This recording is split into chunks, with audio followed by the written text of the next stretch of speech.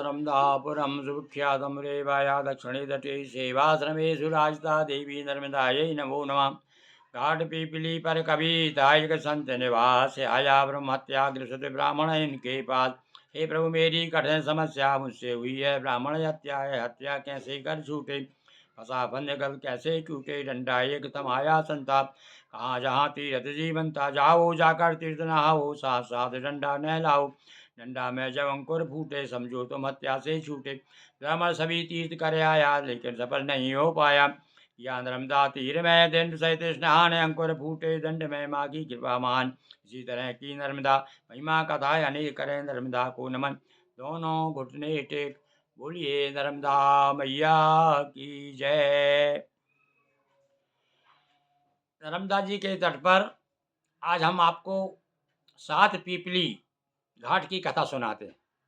अभी अभी गंगेश्वर हमने आपको कल हम सभी ने गंगा जी के दर्शन किए, गंगेश्वर घाट की कथा आपको सुनाई। आज गंगेश्वर से आगे जब हम चलेंगे, चलिए मानसिक रूप से हम परिक्रमा कर रहे हैं और देखिए अब गंगेश्वर से आगे कौन कौन से स्थान का स्मरण करते हुए चलें। करिया घाट, रावेर खेड़ी, खड़क संगम, मोरध्वज घाट और से लिया भटियारन के पास 7 पीपली।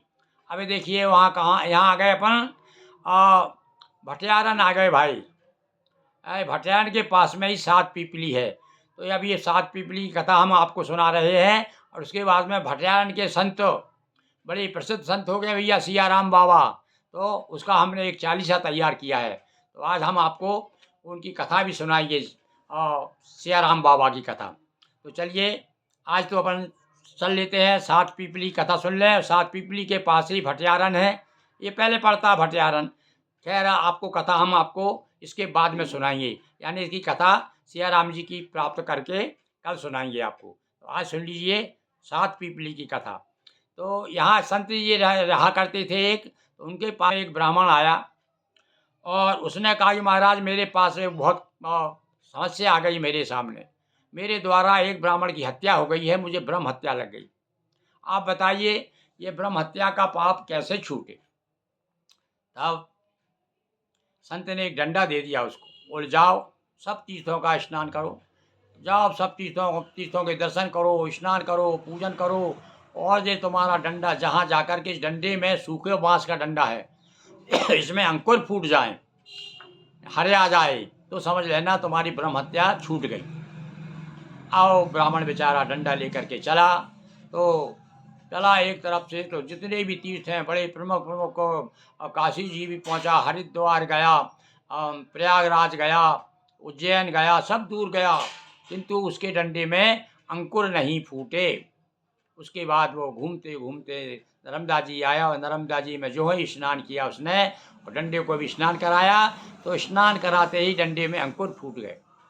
ऐसा भगवती नर्मदा का प्रताप है। यहाँ पर कैसा ही ब्रह्म हत्यारा हो, ये गंगा जी स्वयं में आकर के यहाँ मिली है नर्मदा जी में। अब कथा हमने आपको सुनाई थी, तो उसका जो है पाप सारे दूर हो जाते हैं। तो आज हमने 7 पीपली की कथा सुनाई। 7 पीपली घाट पर यहाँ पर एक ब्रह्म हत्यारा ने अपने डंडा के साथ स्नान कराया था और उसके डंडे में अंकुर फूट गए थे और उसकी ब्रह्म हत्या दूर हो गई। यहाँ आकर के जो भी स्नान करेगा, उसकी जो भी यदि हत्यारा भी होगा तो वो उस पाप से वो छूट जाएगा। ऐसी नर्मदा जी की माँ कृपा है। आज हमने आपको इस प्रकार से ये 7 पीपली घाट की कथा सुनाई। अब कल हम आपको भटियारन की कथा सुनाइए। बोलिए नर्मदा मैया की जय। हर हर महादेव शंभो।